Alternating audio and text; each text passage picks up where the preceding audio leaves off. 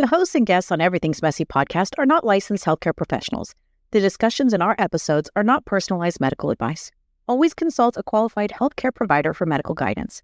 Never delay seeking professional medical advice or emergency assistance because of our podcast. We encourage consulting with a healthcare professional before making any significant health changes. By listening to our podcast, you agree to the disclaimer. Thank you for listening to Everything's Messy podcast. Okay, but before we do that, can I just say, when we say alternative stuff, this is not alternative. This is grandma medicine. This I would is totally the agree with that. oldest, realest, simplest stuff in the world. And so, alternative makes it sound like a thing that maybe some hippies did. And, Yeah. and I was there, by the way, so I know what I'm talking about. But no, this is real, down to earth, honest to goodness stuff. Hey, welcome to Everything's Messy podcast, where we celebrate the beautiful but messy life experiences that most, if not all, people go through. Get ready to embark on an exciting journey through the raw and unfiltered stories of everyday people. Here, we dive into messy realities of life, from making messy mistakes to triumphs and everything in between. Are you sensing a theme? That's right, it's messy. But this just isn't about the mess. It's about finding strength and resilience in the midst of it all.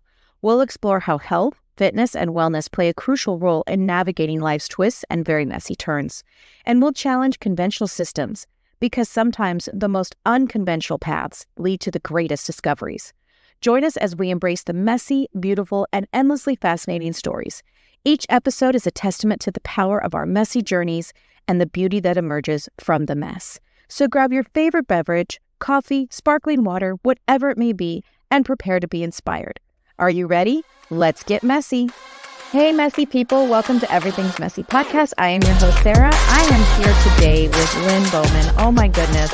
I'm so excited to have her on my show. Welcome, Lynn. I'm so happy to be with you in my messy big room. It doesn't look that messy. That's okay. The camera does kind things. Yes, it does. Yes, it does. Yeah. So we are all about the mess here. We've got a giant audience that is really into trying to heal their chronic illness with some alternative methods, taking care of themselves. And I know you are all about that. So why don't we just start with, first, let's start what put you on this mission that you're on. How did I get here?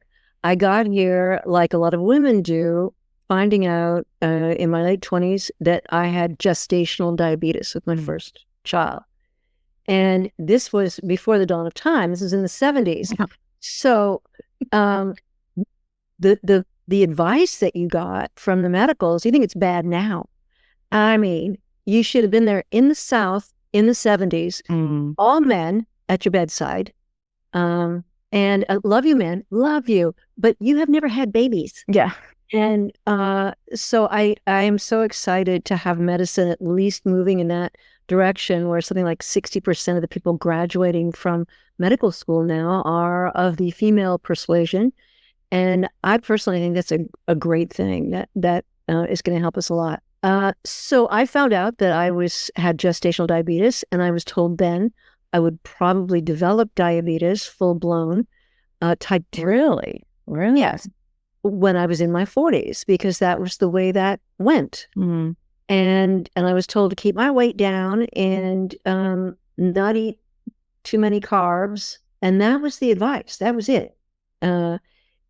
So I figured out early that's kind of on my own, And my mother had died young, in her 40s. I was 18. And so I don't think I realized at that time how powerful that was in my life. But I was determined that I was not going to leave my kids. Yeah. I was not going to do that. I was going to be the last one standing. I was going to do whatever I needed to do. Yeah, I really like that. I read something the other day, something about everybody, a lot of moms will say, well, I would die for my child. And that's all well and good, but would you get healthy for your child? And that really resonates with me, because the steps that you need to do that might take you away from your children a little bit, but you'll be better off for it. And I had been told I wouldn't have any kids. I had endometriosis severely. At the time, by the way, what did they tell you about endometriosis? Oh, honey, it's, just take some aspirin. Yeah, it's normal. Yeah. So bitter, not much. No, but you became your own health advocate. You had to learn very quickly that there wasn't going to be many answers if you didn't go find them on your own. I did, absolutely. And so as the years progressed and I had 3 kids and I found myself, and this is a whole other story in another book, alone with them when they were 2, 3, and 4. I ran for my life. And well, I did, literally, as again, many of you are nodding. You know what I'm talking about. He was a Vietnam vet and he just disintegrated. And so once again, I knew if I wanted to survive and I wanted my children to survive, I needed to figure something out quick. So we all got on a train. We came from North Carolina to California where my sister was, and we lived in her driveway. And so again, that's a whole other story. Now let's talk about health. And I began working as fast as I could to support the family. So again, if you're going to be on your feet working crazy and supporting and keeping a house with 3 little kids, you can't miss a lot of beats. I mean, it involves strength, energy, and so I was always but no pressure, right? And sometimes, Sarah, there's so much pressure that you don't think about the pressure. You're just putting one foot in front of the other. You just do what needs to be done. You do what needs to be done. And frankly, I always, in spite of everything, I was thrilled to be a mom, wanted to be a mom, loved my little ones. Happily, they were pretty sturdy little things and a couple of little health problems, but I wasn't dealing with chronic illness in my kids, and that helps. So, and I was able to, I landed in the Silicon Valley in 1980. And I don't know if any of you are doing that math, but timing and luck.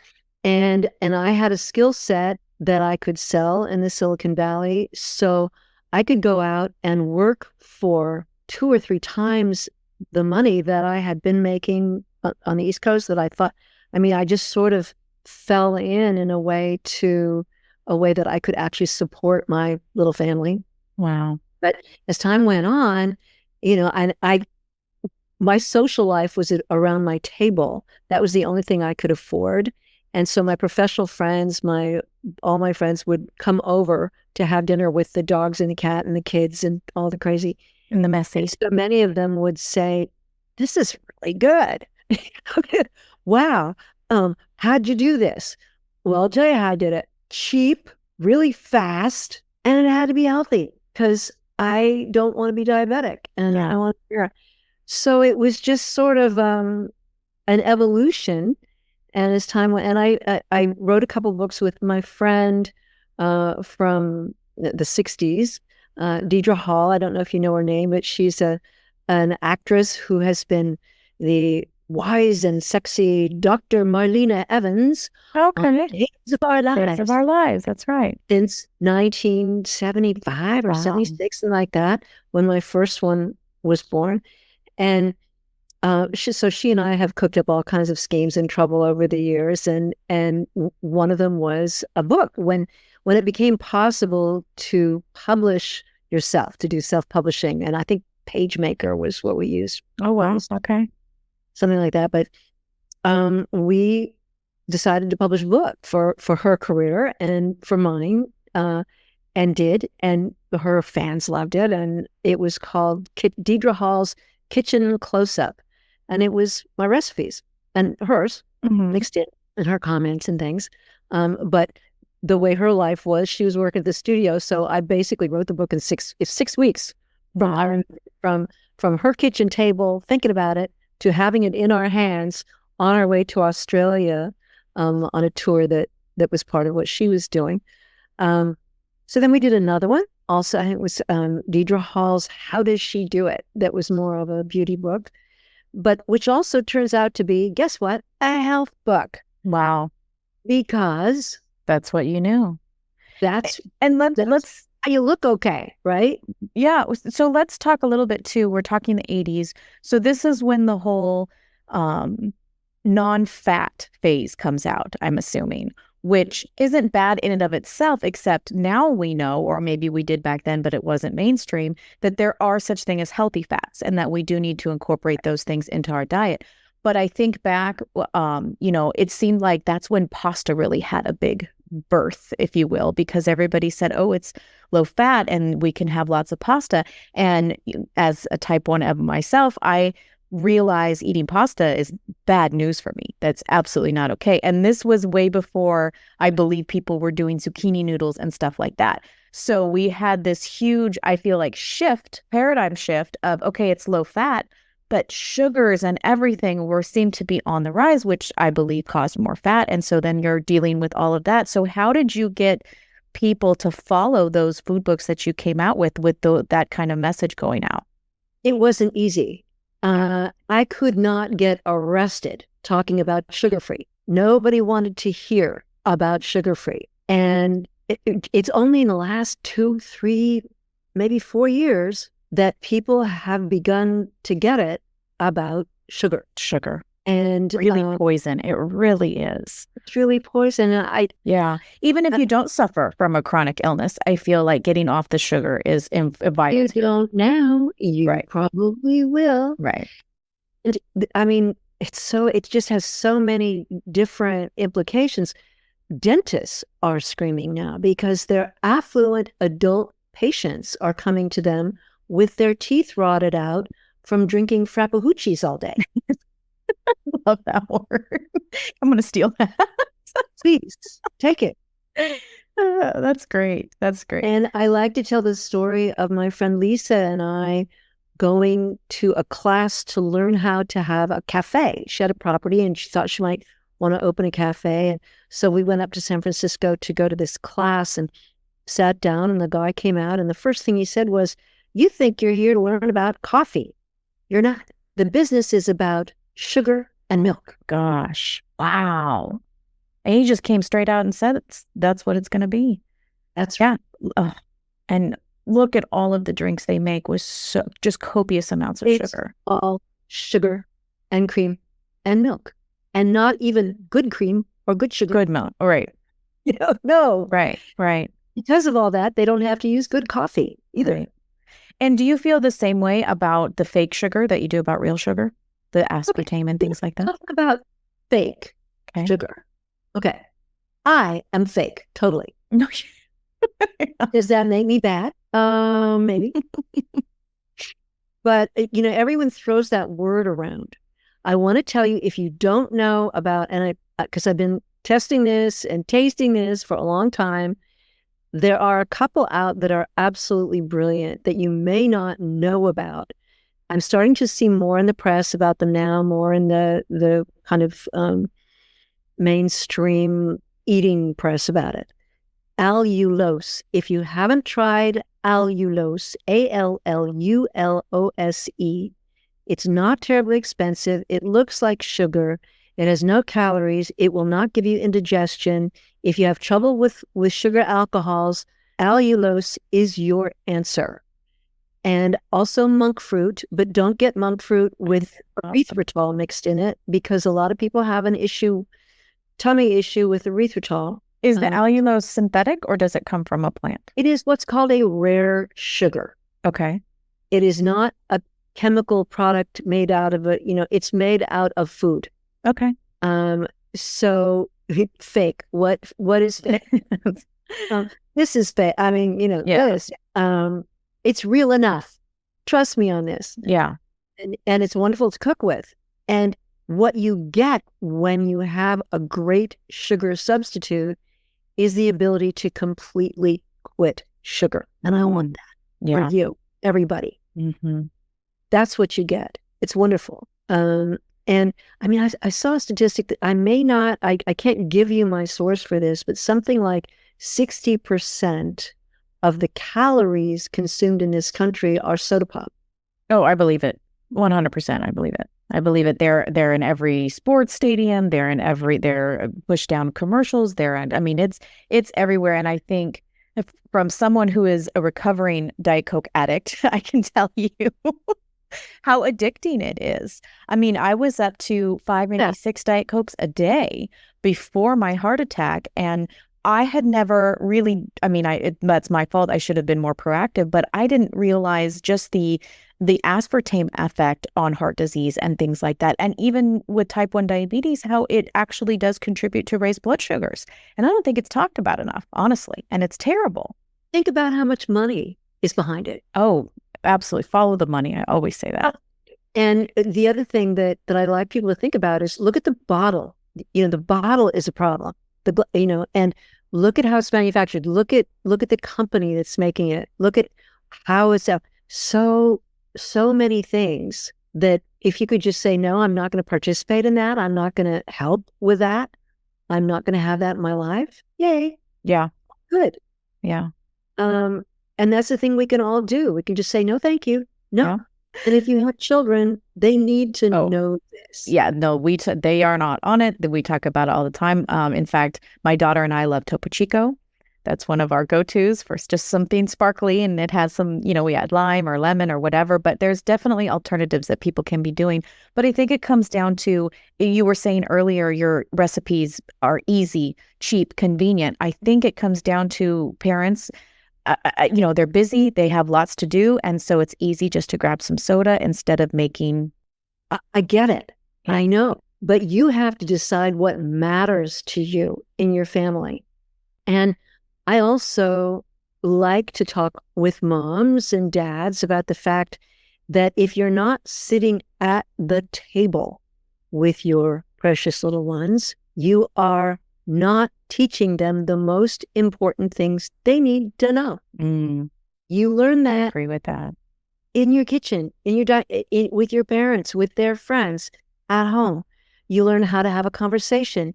You learn how to say please and thank you. You know how to clear the table. You know how to present yourself to an adult that you haven't met before. You know how to be interviewed. All those. Who do you think is going to teach your children how to be in society? And everyone's starting to complain about it now because, of course, phones. Yeah.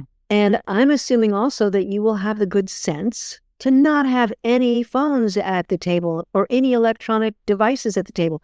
And even if it's only 1 hour a day that's sacred to your family conversation, yes. If you're struggling with the phones and the too many activities, and I don't want you eating out of a bag in the back of a car. I don't want your kids eating out of a bag in the back of a car. I don't want that bag in your life. I want a suggestion that I think this is in the book because I talk about it a lot.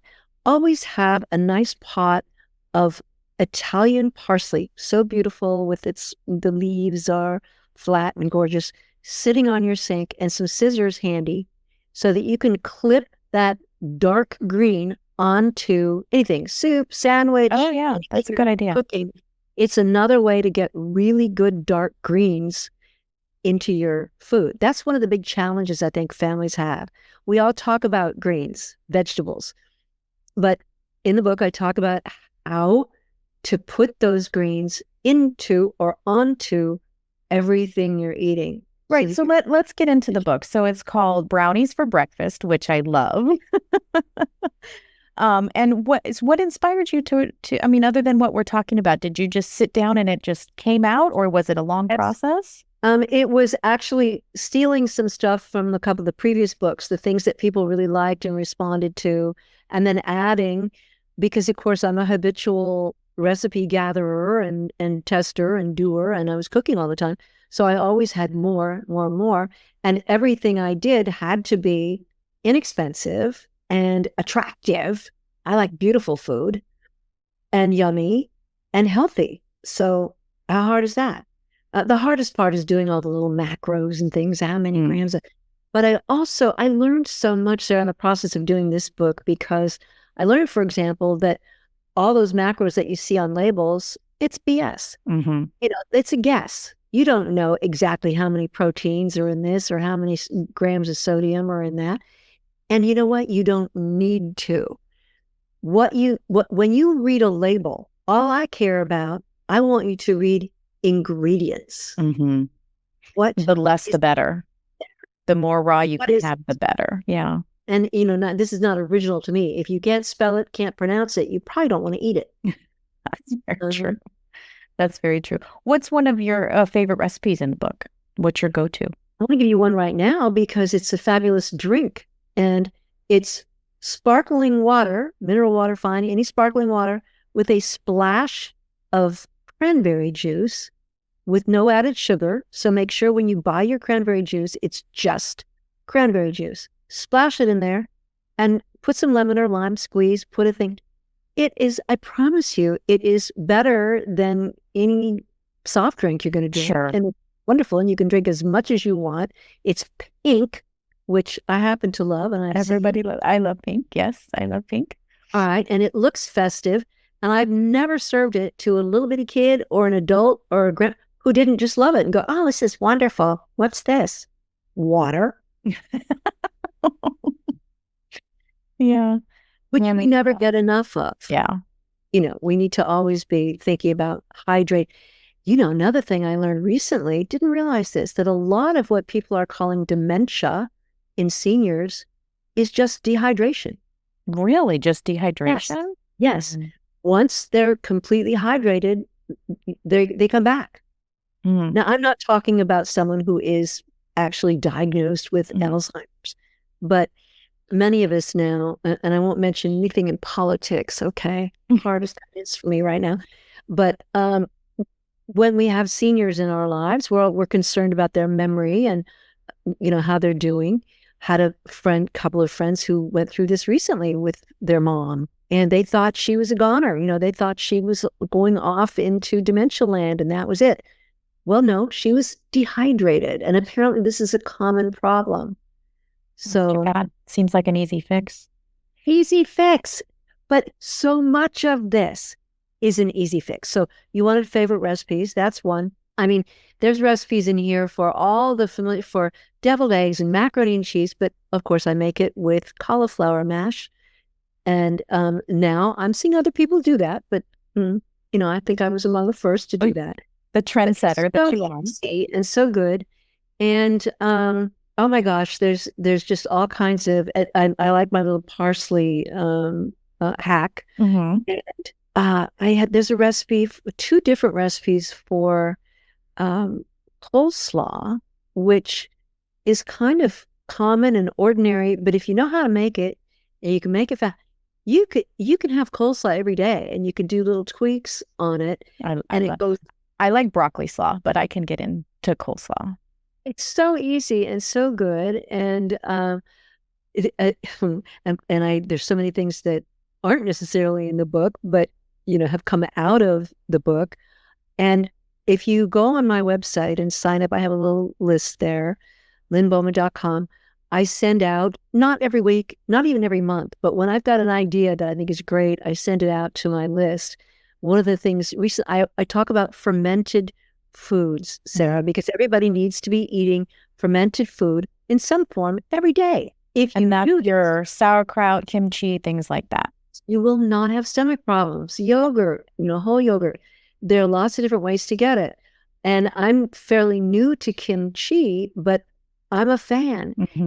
And one of the ways that I eat it is in what I call a kimchi's sandwich, which is really great bread in the toaster with goat cheese and then kimchi. Boom. It is so good.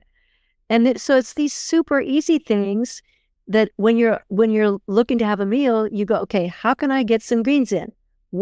How am I going to get my veggies in? It's the first thing you think. And once you started from there, I'm going to have some kimchi. Okay, I'm going to have that. I'm going to have some chopped cabbage. Okay, there are all these different ways to do that. Make it cheap.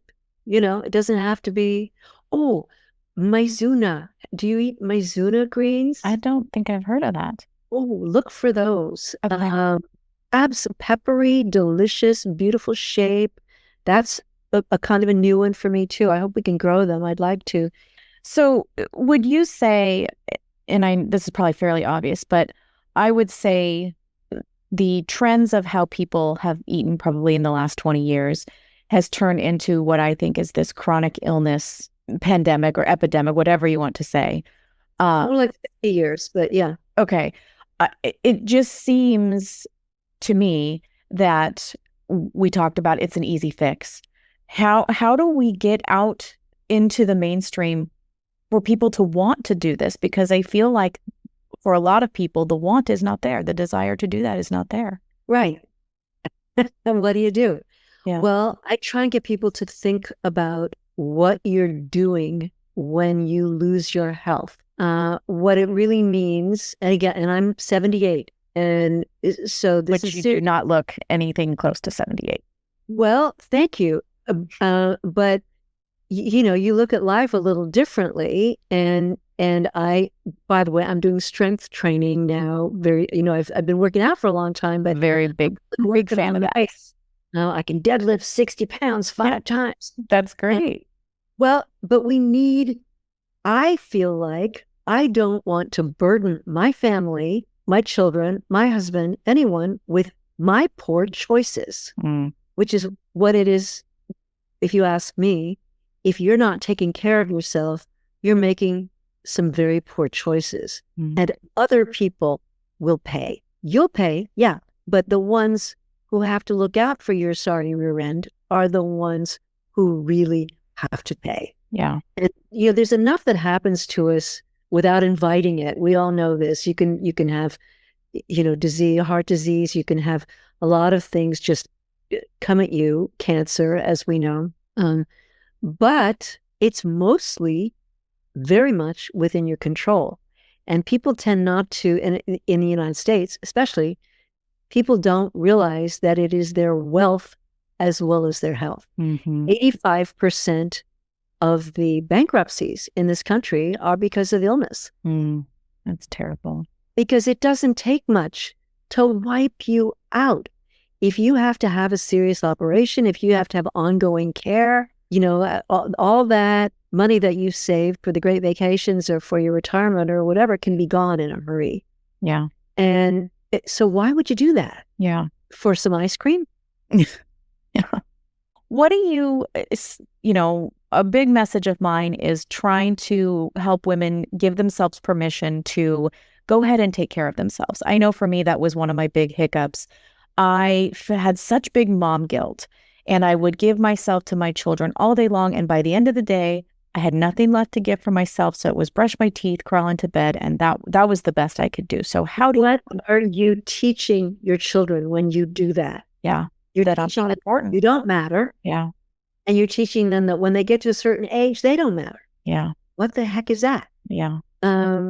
And I had a huge, and the book, Sarah, is all about real food, whole food, mostly plants. I love the whole food part because I really think, like I said, the epidemic or pandemic, whatever you want to call it, that this country is facing, but I know many other countries are going through it as well. I think the whole foods is just so important, and it's just getting that message out there. Your book, Brownies for Breakfast, I think is absolutely genius. And the brownies for just a second? Yeah, please do. They're made of canned pumpkin out of your larder, nut butter, allulose, cocoa, plain cocoa, baking soda, eggs or egg substitute. That's about it. Wow. So, and are they fudgy or cakey? What kind of brownie? What do you want? Because it has to do with how long you cook them, or what you can make them the way you want. They tend to be very fudgy. Okay. And since a lot of people have used the recipe, a lot of people got back to me and said, it did better for me at 300 than 350. Great. Cook them at 300 and they get a little gooier and fudgier. Gotcha. And also the frosting that I have in the book, the bars that I used to get from Trader Joe's that are in the book are no longer available. But I have other, as long as you have a sugar-free dark chocolate bar, then you can make the frosting. So easy, this stuff, by the way. Yeah. It's just mix it up in a bowl and you bake it. Kids love to do it. So, and I interrupted you, Sarah. I'm sorry. No, not at all. Very excited about my brownies. Yes, no, and I am too. And like I said, I think everybody should check out Brownies for Breakfast. I think your message is great. I think, again, balance, but definitely whole food.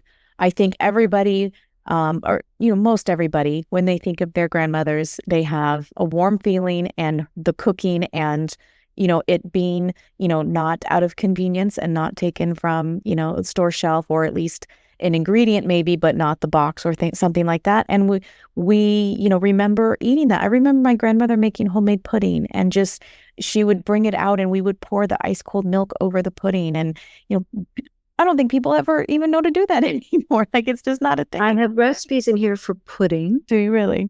Eat the healthy way, yes.